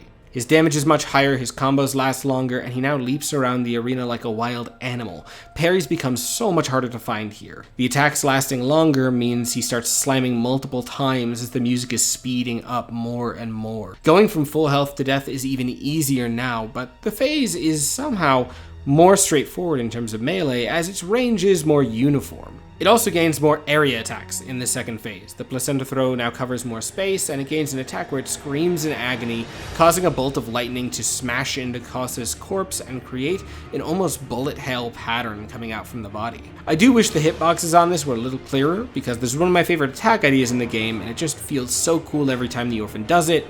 It's just not that fun to dodge. Similarly to Ludwig, once the Orphan is dead, the fight is not over. To finish the DLC, you run to Kos, where you see a figure standing where the Orphan emerged. After you kill that, you finally ended the Hunter's nightmare, and Kos can finally be put to rest. Her curse on the Hunters ended. It's a very satisfying ending. Overall, I really like the Orphan, and I think it earns a very high A grade, bordering on S. There's a brutality and honesty in this fight that, though it is punishing, challenging, it is still undeniably fair. Though a couple strange animations bug in the second phase, and the occasionally cheesable AI holds it back from the S grade, it definitely doesn't hold it back from the top spot in the A grade. And after finishing what is almost universally agreed to be some of the best Bloodborne content, we reach what is by far the most controversial: the Defiled Chalice Dungeon, which takes my win for the hardest content in Bloodborne. The precision and defensive play required to get through here is razor thin, featuring 2 bosses that both top my difficulty chart for the game. I've done the Chalices 3 times now, and this is the first time I've made it through one of the fights without summons. The first fight, though, is thankfully not as brutal as the latter matches. The Defiled Keeper of the Old Lords takes a fight against a quicker, combo-focused character and lowers your health to the point that all of her attacks, whatever the size, must be respected. I feel like this change makes the Keeper a lot more fun. I love moving in and out of her attacks, only getting 1 or 2 hits, landing parries whenever the opportunity arises, and using cover in order to heal and avoid a quick rushdown. It takes a boss, and without changing the moveset, makes you respect them more. Though, like everything in the Chalice, she can very easily take you down. I think the Defiled Keeper of the Old Lords actually does a great job filling the role of a boss that is more difficult than usual, without being completely rage-inducing, as bosses in a Defiled Chalice can so easily be. I think the Defiled Keeper of the Old Lords earns a B grade. Yeah, that's right, I prefer fighting her in the Defiled Chalice. Sue me, it's satisfying. Meanwhile, the Defiled Watchdog of the Old Lords is one of the main reasons I hate doing the Chalice Dungeons. I already mentioned I disliked the Watchdog back when he arrived early in the game, but still gave him a D grade since I mentioned it was tough to judge him in a vacuum. I will not be extending the same courtesy to the Defiled version because he's what makes the first Watchdog so hard to judge. At best, the Watchdog of the Old Lords boasts overtuned damage. Combine that with endgame scaling and the dungeon having your health bar, and you will be one shot more often than you'll take a hit. Charge attack, 1 shot. Explosion, 1 shot. The fire claws with the bad hitboxes, 1 shot. The damage here feels completely unfair, and the Watchdog has one of the longest health bars in the game, especially considering how hard it is to land more than 1 hit against him at any given point. Until this playthrough, I'd never been able to solo the Watchdog, instead relying on Queen Killer landing a couple cannon shots at the critical moment. There's not much to say in terms of why the Watchdog is bad. His moveset makes him hard to hit, his hitboxes are all messy, and the damage is overtuned, which feels unfair alongside the messy hitboxes. You have half health, and every issue that used to just create a sloppy boss now creates an absolute nightmare. The Defiled Watchdog of the Old Lords earns an F grade, given with as much disdain as I can possibly muster. I enjoy the Defiled Chalice more than most, but this thing makes me dread coming back here. Finishing up the Defiled Dungeon is another rematch of a boss from the main game, and personally, I think it's the best of the rematches. The Defiled Amygdala takes the basic concept of the Amygdala and demands perfection. The arena is larger to allow the player more flexibility, and the Amygdala's larger hits, especially in the second and third phase, can more often than not one-shot the player. Higher health means the fight requires more endurance too, especially as the player reaches that hard third phase. In some ways, one could argue that it's similar to the Watchdog. Hard to hit, tons of health, and frequently one-shotting the player. The one difference is that before reaching Defiled Amygdala, the player has to have fought the first Amygdala. And unlike Rum's rematch, the player did actually have to fight it. The Defiled Chalice requires Bastards of Loran, found in the first Loran dungeon, which is dropped by Amygdala. And fighting the easier Amygdala requires you learn their moves in order to attack them at all. So, you've already been trained in a less painful environment about when the windows of opportunity exist. All this fight changes is that being hit changes from a consumption of resources to the very real possibility of death. With the player being so well trained on the very clear ways to beat this boss, it makes it feel more like a marathon than an unfair encounter. The player already knows what they have to do. The fight becomes a matter of execution, which is a much more fun rematch concept. The Watchdog never spent any time teaching the player how to fight it, as the weaknesses are too small to be clear in the first encounter. Amygdala is clear on how you're supposed to fight it, the Defiled version is just demanding. And I think it serves more as a fun mastery challenge than an infuriating roadblock. Overall, I think the Defiled Amygdala earns a B grade, just like the original one. In fact, I often have a hard time telling which of the two I prefer. Since Defiled Amygdala has a bit of a higher chance of shenanigans with the one-shots, I think I do put Amygdala just above it, but it's still a great rematch nonetheless. Out of 3 Depth 5 Chalice Dungeons, the pinnacle of this entire long 31 boss experience, there are only 1.5 new bosses, and somehow there are 2 boss fights against mobs, with the Loran Silverbeast being possibly the most confusing choice for a boss in any Chalice. This is the start of the second Loran Chalice. We've already had the Beast-Possessed Soul and Blood-Starved Beast, so why did one of them not take the Silverbeast's place here? It's not only a complete waste of a boss slot being a health-buffed mob, but it's in the middle of the Loran Chalice. I just don't understand it. Obviously, it's a mob, it gets an F grade again, and somehow, this isn't even the only mob. I don't understand why these bosses are here. The same question goes for the second rematch against the Abhorrent Beast. This is the only preceded Chalice not required in order to reach the final bosses of the Chalice, which means they chose to have 2 Loran Chalices. They could have just had 3 bosses, but instead we get 6 bosses to finish the Loran Chalices, and 2 of them are the same. It's not a reskin, it's back-to-back, the same, with just a little bit more health and damage. In terms of gameplay, it's just as bland as the first go around, but the Depth 5 version is vastly more irritating because you literally just did this and it's just the same thing with more health. Imagine if you fought the Cleric Beast, then beat Gascoigne, and then the Cleric Beast was back but a little bit more powerful than before. That's bad game design, and it's just as bad game design in the Chalices. The Depth 5 Abhorrent Beast gets an F grade. 2 of the 6 bosses in the Loran Chalices are completely unjustifiable padding. This game should have either cut one or more boss, or just made one 4-boss Chalice, since that's something they're willing to do. With less than 10 bosses remaining in the game, we have another boss rematch, but this boss gets a special nod. This is the only rematched main game boss where I fully prefer the rematch to the original. When I discussed the Darkbeast, my big issue was that you either felt too weak or too strong. By placing the Darkbeast here, scaled for endgame stats as one of the final challenges, players run into the beast at a much more normalized power level. If they're built well, which they ideally should be if they've made it this far into the Chalice Dungeons, then knocking it down is possible. Chaining knockdowns together probably still isn't. The biggest issue with this fight from a gameplay standpoint is still the messy camera. Locking on doesn't work well, so the fight often evolves into chaotic camera angles as you roll under the beast. The rematch does have a significantly larger arena, which makes spacing less of an issue. Though the Darkbeast crawls further away, it ends up working in the player's favor overall. There's less moments where the Darkbeast crawls just out of sight and then suddenly unloads attacks on you before you've adjusted and refound it. I think the Loran Darkbeast, even inheriting the camera issues, works better as an optional endgame challenge than as a confusingly placed boss in the mid-game.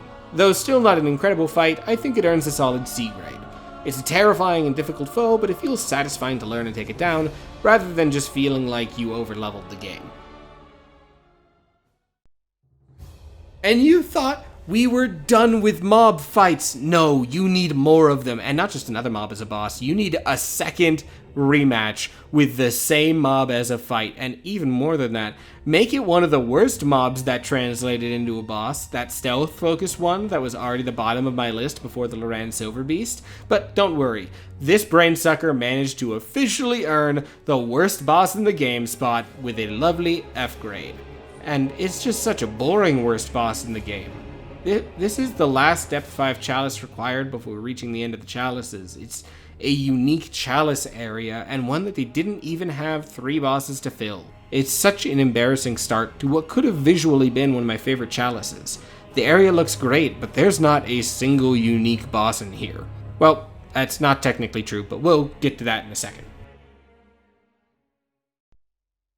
Hey, look, it's been a second! The Celestial Emissary is another rematch of a main game boss, but it changes a lot. Namely, the entire army of tiny aliens is gone, and also the boss starts in the 3rd phase that it never had a chance to be in because it was already dead. In some ways, this is the most original rematch in the game. It feels significantly different than the first iteration to the point that you play the fight completely differently. With that said, that doesn't mean this iteration is a great boss. It either slashes in front of itself, dealing a lot of damage while being just a little too tall for the camera, or it does a magic laser attack that does way too much damage at range, and that's it. It has a ton of health, and ends up becoming a slugfest that you and the giant alien are beating the hell out of each other. It's not bad, and it's better than the Royal Alien Vanguard, but it's just an underwhelming fight at the best of times. With that said, I do think it still earns a D grade. It fits the area well, feels like a unique encounter, and doesn't break anything. I just wish there was more thought put into the moveset of this boss in the first place, because it doesn't really work.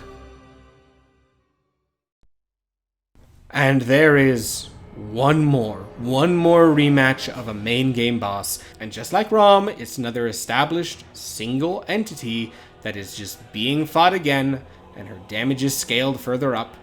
The atmosphere is gone, and she now kills you too fast. Even more so, Ebrietas in general has a significant audio design issue that doesn't become a problem until you're a couple new game cycles in.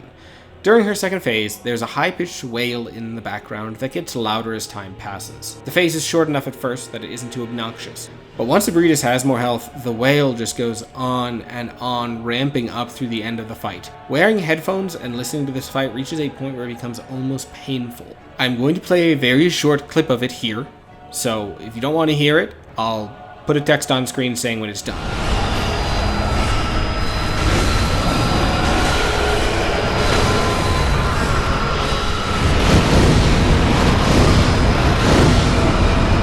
I know I'm not using bolt paper or beast blood pellets to boost my damage, but my hope was not to use those throughout this run to make sure I had enough footage to monologue over for all these videos. Considering how many times I died inches away from victory, I probably could have just used the buff, but even with a fully upgraded weapon with multiple cursed gems, this Ebrietas just has too much health and does too much damage, even for an endgame challenge.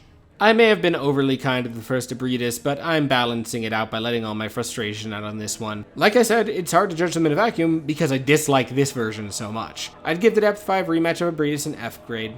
Please, don't put rematches of boss fights that are unique, important characters. It takes away from the first fight by making the design feel generic and creating less major replayable moments of the game and... Wait, I'm not talking about Elden Ring yet. We'll get to that marvel of a game eventually, but for now, we have one more Chalice of bosses, and the game's true final boss fights to go. And starting up that final Chalice, the dungeon everything started with, we get a rematch with one of the Chalice Dungeon's best bosses, but this time, scaled to absolutely butcher your health bar. The first time you fought the Pthumerian Descendant, you were probably in early to mid-game. Now, you better be a couple new game loops in, and even then, you better be ready because this guy is going to take that max health bar down a couple of pegs. The moveset and phase change here are identical, but whereas the Descendant used to need to be respected, almost everything this guy does is now a one-shot or can combo you into one. If you're attacking, you need to know how you're getting away from him afterwards, you need to watch for follow-ups, and you need to know where you'll run if he does catch you. He's terrifying and probably the hardest battle in this last Chalice. With that said, he somehow never feels unfair. His hitboxes are incredibly clear, his attacks all reactable, you just need to learn him like the back of your hand. I died plenty of times, but it was easy to watch how every time I'd get further and further, I'd learn better and better how to recover from a mistake, and I eventually brought him down. It's just a ridiculously satisfying feeling, and the Pthumerian Descendant captures it better than most bosses in Bloodborne. I think this version of the Pthumerian Descendant is the first in the Chalice Dungeons to earn an A grade for his brutal but fair combat demands.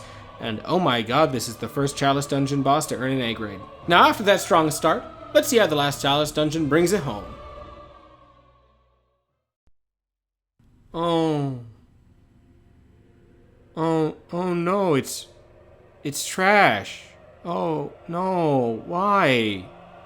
We were so close to the end, so close to finally being done with the underwhelming Chalice Dungeon bosses, and of all the bosses to bring back, why did you rip off his head and give him frenzy attacks? We're not in Sekiro yet. I don't want centipedes ripping out of everybody's necks. I already mentioned my dislike for the Bloodletting Beast's uninspired design and sloppy hitboxes, and those sloppy hitboxes are even more frustrating when the damage is scaled up to be alongside the single longest health bar in the game. In a fight that demands so much endurance, mistakes the game makes are infinitely worse. This may be one of the bigger changes in terms of rematch fights, as the headless Bloodletting Beast has no head. The beast's head has lost its bite attacks, and instead gained new ranged attacks and a bite from the centipede. But the bite attack is more irritating than anything, and the ranged attacks are instant frenzy, which are just the most fun attacks. I love them so much, and I sure do wish everything had an attack that used 3 blood vials instantly. The headless Bloodletting Beast earns an F grade, but after this, I'm done being upset. That's the last bad boss fight in the game. I like all 3 of the next fights. We're done. Okay? We made it. We made it through the Chalice Dungeons, guys. And all of these bosses, every rematch, every repurposed battle, every resurrected piece of cut content that you butcher your way through in the Chalice Dungeons leads to the battle with Yharnam, the Pthumerian Queen. And before I analyze the fight, there's one big question. Is fighting Yharnam worth trudging through every single Chalice Dungeon? No, absolutely not!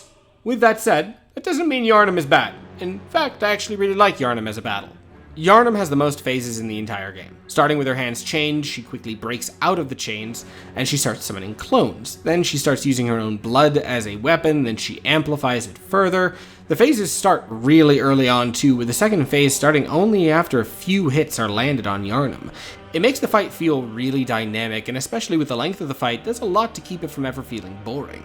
Her moveset is incredibly detailed, too. At first, she just thrusts and stabs with her dagger, but as her moves are enhanced with blood, she starts doing area explosions, shooting barrages of bullets, growing her dagger into a blade made out of blood, plunging her blade into the ground to create area patterns where the blade bursts off, adding poison and toxic effects that build up if you take too much, and regularly breaking into clones, which die in a single hit.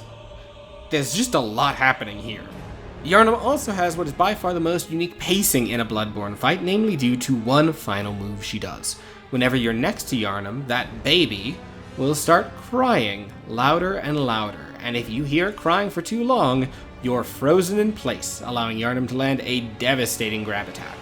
Yharnam is a ranged boss who forces you to either get hit or move far enough away that her moveset becomes dangerous again. I think this mechanic is mostly successful. Though it leads to a ridiculously long fight, it means that Yharnam remains engaging through the fight. You're constantly trying to press in as she forces you off, teleports around, conjures clones, and more.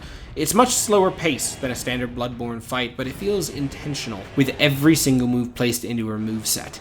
I think Yharnam is an A-grade boss, and easily my favorite boss within the Chalice Dungeons. Unfortunately, being a great boss that I love fighting is not enough to justify every single nightmare I waded through to get here. If Yharnam was just a normal boss, I'd definitely fight her in every playthrough, but there is no reason to when it requires trudging through 30 other bosses, most of whom are the bottom of Bloodborne's boss list, for so long. And that brings us, at last, back to the main game with the second of 3 possible final bosses, and my personal favorite of those 3 opponents, Gehrman the First Hunter. And again, Gehrman is important enough that we need to talk about story and build-up. Gehrman is an old man in a wheelchair who you meet when you first begin the game, who informs you that you're playing a From Software title and you are not supposed to understand what's happening. Go and kill things. So, you follow instructions until at the end of the game, when you murder Mergo's wet nurse, whoops, the hunter's dream is on fire now and Gehrman wants to talk to you. Gehrman thanks you for following instructions and gives you a way out. You can die, and in doing so, escape the hunter's dream. If you agree, then he kills you and the game ends. Refuse, and he gets up from his wheelchair, pulls out a scythe, and throws the fuck down. Unlike Dark Souls 2, Bloodborne goes back to the ending style of Dark Souls. When you beat the final boss, the game is over, which meant I fought Gehrman ridiculously over-leveled in this footage. So, as you watch me get absolutely battered, keep in mind that I have way too much health and am doing way too much damage, and did not in any way deserve to win this. Gehrman is a demanding fight, to put it mildly. He follows the same pattern that Maria does, except goes a different direction. He starts as you expect, using pistol shots to parry, swapping between his scythe and short blade to cover the arena. He uses a lot of charged attacks with super armor that pull from Gascoigne's success, and as the fight evolves, he seems to absorb energy from the moon, becoming harder to stagger, and wow, I am really bad at getting an advantage here. Similar to Gascoigne and Maria, Gehrman feels like a playable character with every dial, speed, health, damage, and poise, all jacked up to 11. But where the fight really nails it is the atmosphere.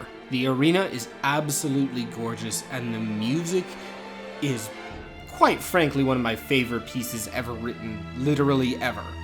Gehrman's yells of effort feel aggressively human too, and the fact that his phase change doesn't turn him into a beast or increase his hitboxes or use any blood, he just screams in rage. It adds this sense of stark reality. The final beast to hunt is just another hunter. Not one going berserk, not one putting every part of them in the line to stop you, just a hunter. And when you beat Gehrman, a massive beast comes down from the moon, revealing Gehrman to be nothing but a puppet. It grabs the player, puts them in a wheelchair waiting for hunters, and the cycle begins again. It is a great ending, and I don't have footage of, but Gehrman is what makes it so great. He gets an S grade. His combat is elegant and sharp, and the atmosphere creates this beautiful feeling of finality that makes the ending of Bloodborne so satisfying. That is, of course, unless you found and consumed at least 3/3 of an umbilical cord, in which case that thing that came down from the moon cannot take over your brain, because everyone knows that umbilical cords are effectively vaccinations in the Lovecraftian brainwashing world. If you do this, the Moon Presence is the true final boss of the game, and also unquestionably the weakest of the final bosses. The Moon Presence is designed as a beast-type enemy, relying on claw strikes and quick jumps. Its damage is significantly lower than the Wet Nurse and Gehrman, meaning it poses far less of a threat than either of the others. It is fought back-to-back with Gehrman, but unlike later final bosses, like the Elden Beast, dying to the Moon Presence doesn't mean you have to fight Gehrman again. When you walk back into the arena, the Moon Presence is patiently there, waiting. And honestly, I wish that wasn't the case here. The Moon Presence's lower damage and small health pool, compared to other endgame threats, feel like it's designed to go back-to-back with Gehrman, that it doesn't want to be too powerful for the player to fight against. But if you die afterwards, the effect of this is that the Moon Presence feels weaker than other bosses. Even more so because the primary gimmick that's supposed to make the fight threatening really doesn't. Beyond basic slashes and slams and some very frustrating mobility, the Moon Presence has one big attack. It releases an undodgeable wave that drops the player to 1 hit point, but all that damage can be rallied back. Here's the issue. If you're far away, then you have plenty of time to just heal yourself twice before you're in danger, and if you're nearby, you can attack him, heal a ton, and then deal a ton of damage to the Presence at the same time. It's a neat concept for a move. Doing a ton of damage and requiring players to really use the rally mechanic seems like a great start, but it doesn't go far enough. Overall, Bloodborne ends with a perfectly adequate C-grade boss. The Moon Presence isn't bad or frustrating, and has enough cutscene importance to feel memorable, but there's just not enough to make fighting him an exciting climax to the game. After the quality of the other final bosses, it's a bit disappointing, but the Moon Presence doesn't deserve a bad grade just because he follows up a masterpiece with adequacy.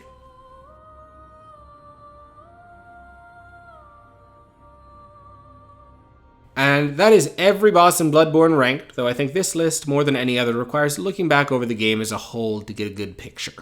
The F and D grade is significantly more full than it was in prior games. Including each preceded Chalice boss, I think the game fails to deliver with 27 out of 53 encounters, which is just over half.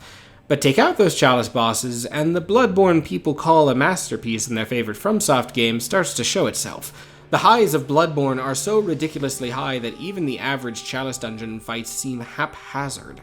One of my favorite parts about Bloodborne boss designs is how deliberately they are placed into the world. Gascoigne, Ludwig, Maria, and Gehrman are all built up using the level and game as a whole to create such a specific emotion in the player. Their gameplay is incredible, yes, but Bloodborne is also from Software's dive into the horror genre, and rematches against bosses hurt horror games more than it hurts action games. Even excellent bosses like Bloodstarved Beast just don't pack the same punch if you're fighting them again. Numbers in the rematches are higher, of course, but the way the Beast makes you feel in the main game, running through Old Yharnam, seeing it roar across the church as that cello music kicks in for the first time, when you're fighting that same boss again in some new room with less build-up, the horror that sets Bloodborne apart as a game fades away, and the experience becomes so hollow, because Bloodborne drips so thoroughly with atmosphere that it's worth being studied for that alone, and the Chalice Dungeons don't have that. Is Bloodborne my favorite game in the FromSoft library? Obviously no. I think the gameplay stumbles far too frequently, and grinding for blood vials is a frustrating punishment for struggling. And if I wasn't recording footage, then I full-on would just not engage with half of the game, which is never a great sign. But when this game works, it works unlike any game I've ever seen, and I feel the boss roster is emblematic of this. One minute you're going through a Chalice Dungeon, being one-shot by overtuned rematches of enemies, and a moment later, Ludwig's music kicks in, and every frustration disappears. The magic of what this game accomplishes in its best fights may seem overshadowed by mobs with health bars, the grinding, anything else, but Bloodborne, even with so many filler fights, raised the standard of boss fights in gaming for me. For many years, Ludwig was my favorite boss fight in any video game, and even now, years later, which, oh my god, it's been years, he is still a heavy contender for that title. It makes Bloodborne bosses difficult to analyze. The main game was designed with atmosphere and tension alongside gameplay, whereas the Chalice Dungeons are pure gameplay wearing the veneer of an atmosphere that the main game oozed with. And being secondary to the main game means the Chalice gameplay focused on lingers behind the main game anyway. So I guess what I'm trying to say after 40 pages of script is that analyzing Bloodborne bosses is a bizarre experience of hopping between two games. One that I do love even with its faults, and the other that I really don't. However, if we're analyzing the whole library, I think it's important to look at these Chalice Dungeons now, because we see similar ideas become implemented and return later in the series in Sekiro and Elden Ring. But that's later. For now, we are done with Bloodborne, and heading on to another game heralded for its bosses, Dark Souls 3.